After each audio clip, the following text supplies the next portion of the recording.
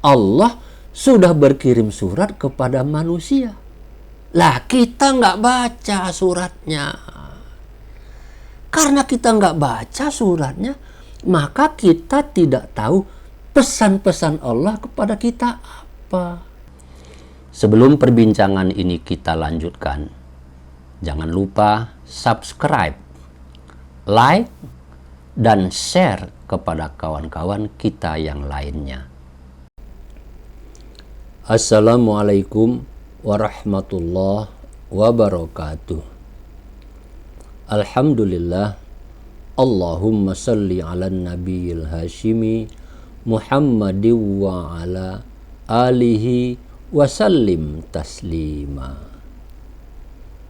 Kawan-kawan yang saya hormati, keadaan baik ataupun buruk yang ada pada diri kita masing-masing sesungguhnya berkaitan dengan bagaimana hubungan kita dengan orang lain. Bagaimana hubungan dengan orang tua, pergaulan dengan teman-teman, lingkungan komunitas, bahkan juga lingkungan masyarakat secara lebih luas. Kita bisa menjadi sadar bahwa kita salah, kita memiliki kekurangan, itu setelah ditunjukkan, dikasih tahu oleh lingkungan kita. Jadi lingkungan itu seperti cermin.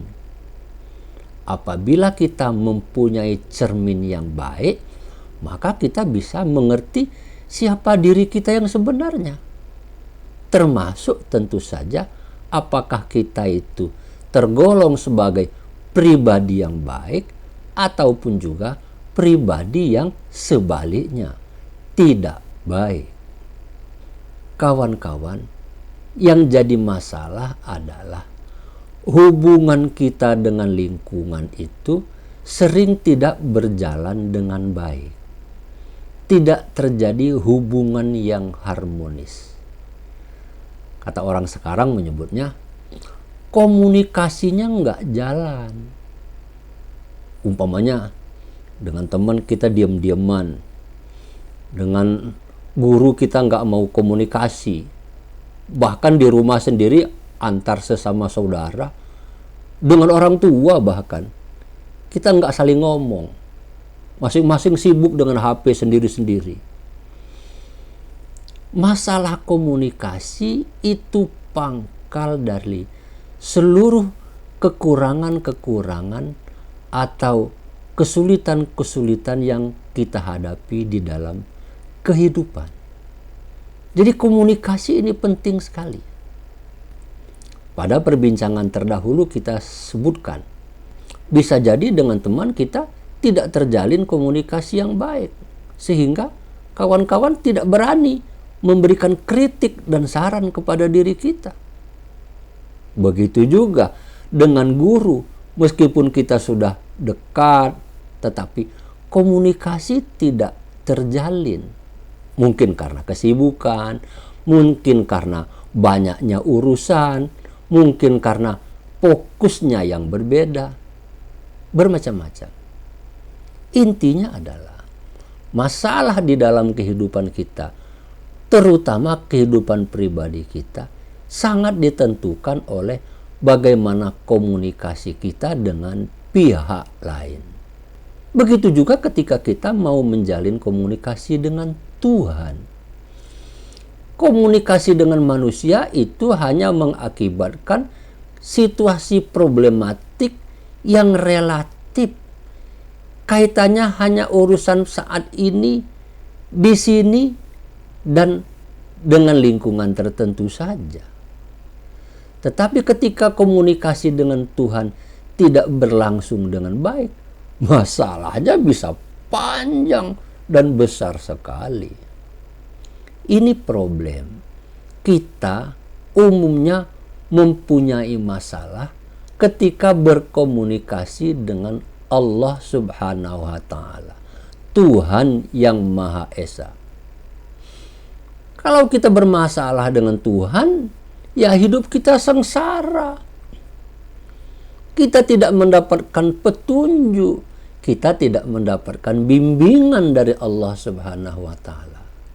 Pada perbincangan yang lalu, kita sudah sampaikan satu kiat untuk memulai membuka pintu komunikasi dengan Tuhan itu bisa dengan cara yang sangat sederhana, sepele, yakni menangis. Tapi tidak semua orang juga bisa menangis. Tapi kata Rasulullah, nggak apa-apa, pura-pura menangis pun boleh. Tuhan senang kalau kita pura-pura menangis, apalagi menangis beneran. Itu kiat pertama.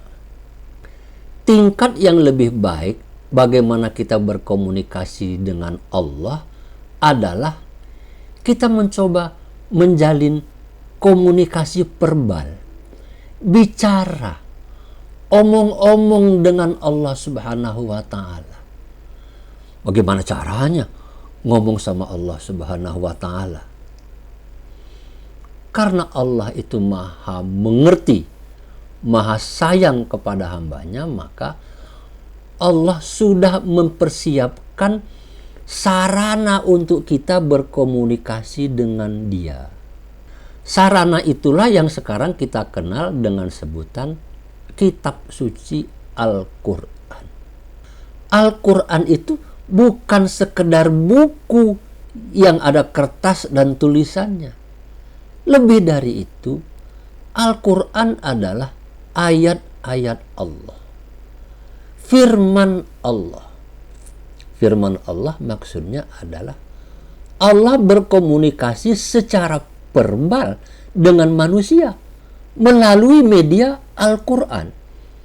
Bahasa yang digunakan oleh Allah, Dia pilih bahasa Arab. Tapi bukan bahasa Arab biasa. Bahasa Al-Quran itu adalah bahasa Arab yang sangat sempurna. Saking sangat sempurnanya, orang Arab sendiri bisa jadi nggak paham. Umar bin Khattab, orang yang sangat gagah perkasa, luluh hatinya setelah mendengarkan ayat suci Al-Quran. Jadi seakan-akan Umar bin Khattab itu mendengar Tuhan berbicara. Al-Quran diturunkan lengkap sudah kepada baginda Rasulullah Sallallahu Alaihi Wasallam. Dan oleh karena itu Rasulullah berbicara terus dengan Tuhan dari waktu ke waktu, hari ke hari, pada waktu dia masih ada dulu. Itu yang disebut dengan nuzulul Quran. Al-Quran itu dinuzulkan, diturunkan oleh Allah kepada baginda Muhammad Sallallahu Alaihi Wasallam. Jadi Allah menurunkan Al-Quran itu kepada Muhammad. Dia sebagai Rasulullah. Tapi bukan hanya itu. Maksud Allah menurunkan Al-Quran itu juga untuk kita semua manusia. Tanpa kecuali. Besar, kecil, tua, muda, orang Arab, bukan orang Arab, sama saja. Semua manusia dikasih Al-Quran. Sudah dinuzulkan oleh Allah dulu pada waktu Muhammad Sallallahu Alaihi Wasallam masih hidup. Persoalannya adalah apakah kita juga sudah mendapatkan Al-Quran yang dinuzulkan itu? Al-Quran sudah nuzul pada waktu dulu itu. Kita belum ada di sana. Jadi kita nggak bisa ikut denger. Dan juga nggak bisa ikut membaca. Karena inisiatif para sahabat, maka Al-Quran yang sudah dinuzulkan dahulu itu terpelihara hingga sekarang, sehingga kita mempunyai Mushaf Utsmani. Mushaf Utsmani itu ya buku Al-Quran yang sering kita pegang itu namanya Mushaf Utsmani. Kawan-kawan, dengan demikian apabila kita ingin bercakap-cakap dengan Tuhan, jalannya gampang sekali. Membaca Al-Quran.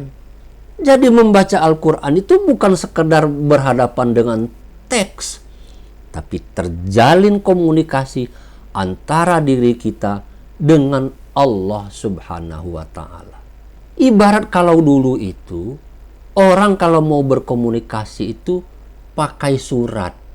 Zaman dulu belum ada HP, tidak ada WhatsApp. Orang kalau mau berkomunikasi pakai surat, dikirimkan oleh burung yang ditugaskan untuk mengirimkan surat. Maka kantor pos itu lambangnya merpati. Merpati itu tukang kirim surat. Zaman sekarang sudah bisa lebih cepat. Suratnya bisa pakai email, bisa pakai WhatsApp, bermacam-macam. Ketika sudah zaman teknologi digital. Jadi dalam hal ini Allah sudah lama mengirimkan surat kepada kita.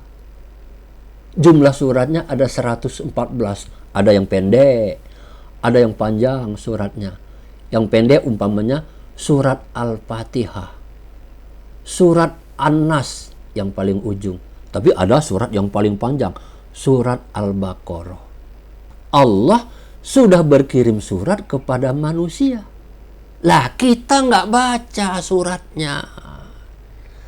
Karena kita nggak baca suratnya, maka kita tidak tahu pesan-pesan Allah kepada kita apa. Kalau kita baca sedikit, ya kita dapat pesannya sedikit.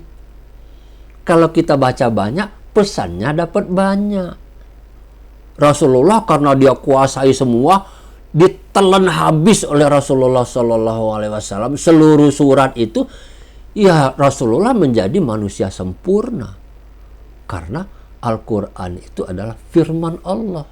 Kawan-kawan sekalian, apabila di dalam kehidupan kita sekarang ini ada kesulitan, umpamanya saya nggak tahu, nggak paham, kekurangan saya apa, maka kita bicarakan sama Allah. Cara berbicara dengan Allah itu medianya sudah tersedia. Baca surat yang sudah dikirimkan oleh Allah kepada manusia. Jangan-jangan kita belum kebagian, jadi belum bisa baca surat dari Allah. Nah, membaca Al-Quran itu artinya kita berkomunikasi dengan Allah Subhanahu wa Ta'ala. Kalau komunikasi itu kita lakukan pada bulan suci Ramadan, maka nilainya pasti lebih besar lagi, lebih dahsyat lagi. Baca WA dari kekasih, pada waktu tertentu kan beda sekali dengan kalau kita sambil lalu. Terlebih-lebih lagi baca surat dari Allah Subhanahu wa Ta'ala. Jadi kawan-kawan sekalian, jangan lupa untuk kita memperbaiki diri. Kiat berikutnya adalah berkomunikasi dengan Allah Subhanahu wa Ta'ala. Sarana komunikasi yang sudah disediakan oleh Allah kepada kita, yakni Al-Quran. Kita katakan tadi, Al-Quran itu sebagai surat kepada kita, kepada hambanya. Sudahkah kita membaca surat itu? Kalau belum, buruan. Ya, petunjuk, bimbingan akan diperoleh setelah kita membacanya. Terima kasih. Wassalamualaikum warahmatullahi wabarakatuh.